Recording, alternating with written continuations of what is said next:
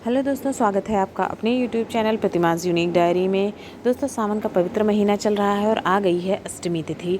सावन की अष्टमी तिथि का विशेष महत्व होता है कोई भी उपाय करने के लिए, भगवान भोलेनाथ की पूजा आराधना करने के लिए। इस वीडियो में आपको 3 उपाय बताने वाले हैं मनोकामना पूर्ति, नशा मुक्ति के लिए और अच्छे व्यवहार के लिए। आ जाते हैं सबसे पहले उपाय पर। अगर आपके घर में कोई व्यक्ति बुरी संगत में फंस गया है, बुरी आदतों के चक्करों में फंस गया है, या फिर नशा कोई करने लगा है, नशा कैसा भी हो सकता है, सिगरेट का नशा है, शराब का नशा है, या फिर किसी और चीज़ का नशा है, बुरी चक्कर में फंस गया है, चिड़चिड़ा बहुत ज़्यादा हो गया है, क्रोध बहुत करने लगा है, किसी व्यक्ति को इस तरह की समस्या अगर है तो आपको ये उपाय करना चाहिए। सावन की अष्टमी तिथि के दिन आपको किसी भी महीने की अष्टमी तिथि के दिन करना चाहिए, और इस बार अष्टमी तिथि सावन की आखिरी अष्टमी तिथि है तो ज़रूर करिएगा। इसके लिए आपको लेने होंगे 5 बेलपत्र ले लीजिएगा जो कहीं से कटे फटे ना हो। इसके साथ साथ दूसरा चीज़ चाहिए आपको, 5 चाहिए होंगे आपको बेर के पत्ते। बेर का पत्ता अब आपको मिलना थोड़ा मुश्किल हो सकता है, कहीं आसपास पेड़ नहीं रहता, तो जहाँ झाड़ियाँ बहुत होती हैं वहाँ पर अगर आप देखेंगे तो ज़रूर आपको बेर का पत्ता मिल जाएंगे। बेर के पत्ते भी मिलना इतना भी मुश्किल नहीं है, मिल जाएंगे।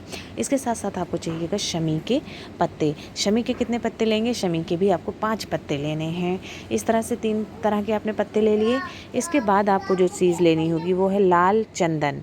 लाल चंदन ले लीजिएगा और उसे अच्छे से घिस लीजिएगा, मतलब एक पेस्ट जैसा आपको बना लेना है, घिस करके एक कटोरी में छोटी सी। और दूसरा लेंगे आप पीला चंदन। पीले चंदन को भी आपको अच्छे से घिस लेना है, एक पेस्ट बना लेना है एक छोटी सी कटोरी में। अब ये सामान आपके पास हो गए। साथ में आपको लेना होगा 1 लोटा जल, और ये सारी की सारी सामग्री लेकर के आपको चले जाना है शिव मंदिर, शिवलिंग के पास। शिव मंदिर पहुंच के आपको क्या करना है, जो आपके पास बेल का पत्ता है तो बेल पत्र पे आपको लगाना है। जो आपने पीला चंदन ले रखा है, पेस्ट बनाया है, उसको बेल पत्र की बीच वाली पत्ती पे आपको वो पीला चंदन लगा देना है, 5 की 5 पत्तियों पर। फिर जो आपने लाल चंदन ले रखा है उसको आपको क्या करना है, जो बेर की पत्तियां ले रखी हैं, बेर की पत्तियों पर आपको लगाना है लाल चंदन। बेर की पत्तियों पर लाल चंदन लगाइएगा। अब बचा आपके पास शमी का पत्ता। शमी के पत्ते पर आपको कुछ नहीं लगाना है, वो एज इट इज़ रहेगा, जैसा है वैसे ही आपको रखना है। बेर के बीच वाले पत्ते पर आपको बेलपत्र के लगाना है पीला चंदन। चंदन आपने लगा लिया। अब आपको क्या करना है, लोटा जल भी आपने ले लिया है, तो सबसे पहले शिवलिंग के पास आपको क्या चढ़ाना है, बेलपत्र। बेलपत्र जो आपने पीला चंदन लगाया है, जो शिवलिंग को टच करता रहे, इस तरह से आप चढ़ाइएगा। और डंडी जो होती है वो माता अशोक सुंदरी की तरफ रखिएगा। 5 बेलपत्र एक एक करके चढ़ा दीजिए। उसके बाद आपको चढ़ाना है बेर के पत्ते। 5 बेर के पत्ते भी आप चढ़ा दीजिए एक एक करके। उसी के ऊपर श्री शिवाय नमस्तुभ्यम आपको कहते रहना है। हाटकेश्वर महादेव का स्मरण करना है। किसका? हाटकेश्वर महादेव का स्मरण करते हुए। अब लास्ट में बचता है आपके पास शमी का पत्ता। आप वो शमी का पत्ता भी इसके ऊपर 5 के 5 एक एक करके चढ़ा दीजिए श्री शिवाय नमस्तुभ्यम कहते हुए। फिर आप 1 लोटा शुद्ध जल जो आप लेकर के गए हैं, श्री शिवाय नमस्तुभ्यम कहते हुए जल चढ़ा दीजिए। और आपके जो भी व्यक्ति के लिए ये उपाय कर रहे हैं, जिसकी जो भी परेशानी है, नशा छुड़वाना चाहते हैं, उस व्यक्ति का नाम लेकर के और उसको स्मरण करते हुए अपनी मनोकामना कह दीजिए कि इस व्यक्ति की ये बुरी आदत छूट जाए, या जो भी उसको बुरी संगत में फंस गया है, बुरे काम करने लगा है, तो वो चीज़ उसकी छूट जाए।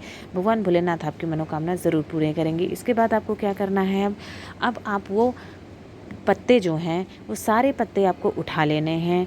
5 बेलपत्र के पत्ते, 5 शमी के पत्ते और 5 बेर के पत्ते, सारे पत्ते आप उठा लीजिएगा। और उठा के आपको चले जाना है बेल के पेड़ के नीचे।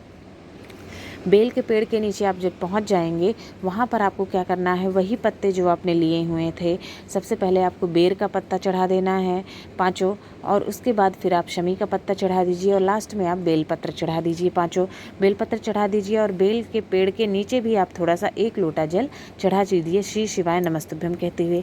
वही इच्छा, वही समस्या, वही परेशानी जो आपने महादेव के शिवलिंग के पास बताई थी, वही आपको बेल के पेड़ के नीचे भी कहनी है। कह दीजिए आपने आपकी समस्या। उसके बाद आपको क्या करना है, जो पत्ती आपने है सारी पत्ती वहीं छोड़ देनी है, सिर्फ बेल पत्र की पत्तियां आपको बेल पत्र 5 उठा लेने हैं और लेकर के अपने घर आ जाना है। अब इस पे थोड़ा सा सावधानी भी रखनी है। आपको वो पत्तियां, जो भी जिस व्यक्ति के लिए उपाय किया हुआ है, उसको कैसे भी आप किसी खाने के साथ खिला सकते हैं मिला करके, या ऐसे भी आप पीस करके, जैसे भी करके आप खिला सकते हैं, वो खिला दीजिएगा। अब ये है कि अगर उसको कोई पहले थोड़ा सा टेस्ट करा के खिला के देखिएगा, अगर हो सके तभी खिलाइए, ऐसा ना हो कोई एलर्जी हो तो फिर मत करिएगा। या फिर दूसरा तरीका है खाने का कि उसको सुखा लीजिए आप, पत्तियों को सुखा लीजिएगा, फिर एक पेस्ट पाउडर जैसा बना लीजिएगा, फिर थोड़ा थोड़ा सा आप उसको ऐसे ही पानी के साथ खाने को दे सकते हैं, फाँक के खा लेंगे। इस तरह से भी आप कर सकते हैं। कहने का मतलब वो बेल पत्र आपको जो लाए हैं उसको खिलाना है, चाहे जैसे भी, उसी दिन ज़रूरी नहीं है, लेकिन थोड़ा थोड़ा आपको बीच में करके उसको खिला देना है उस व्यक्ति को। उस व्यक्ति का जो भी बुरी आदत है वो धीरे धीरे ठीक होना शुरू हो जाएगी। अब आ जाते हैं अपने दूसरे उपाय पर। दूसरा उपाय है मनोकामना पूर्ति के लिए। कोई मनोकामना आप चाहते पूरी हो जाए, किसी परेशानी है, समस्या है जीवन में कोई, या कोई इच्छा रखते हैं ये काम आपका हो जाए, बहुत दिन से अटका हुआ है, काम नहीं हो रहा है, तो आप ये उपाय को कर सकते हैं। बहुत आसान सा उपाय है, अष्टमी तिथि के दिन करना है। कब आपको क्या करना है, इसके लिए लेने हैं 5 बेल के पत्ते, 5 बेल पत्र ले लीजिएगा, साफ़ सुथरे, कहीं से कटे फटे ना हो।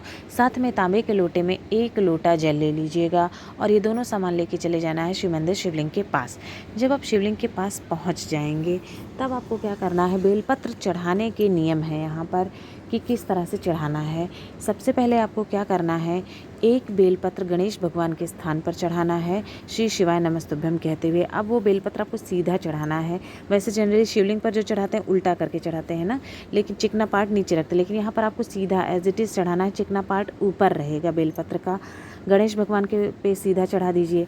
ऐसे ही कार्तिकेय भगवान के स्थान पर सीधा बेलपत्र चढ़ा दीजिए, डंडी बाहर की तरफ होनी चाहिए। माता अशोक सुंदरी पर भी सीधा ही बेलपत्र चढ़ा दीजिए और डंडी जो है वो बाहर की तरफ हो, साथ में लटकी हुई हो, जहाँ से पानी गिरता है वहाँ पर लटकी हुई हो, थोड़ा सा बाहर हो, ऐसा चढ़ाइएगा।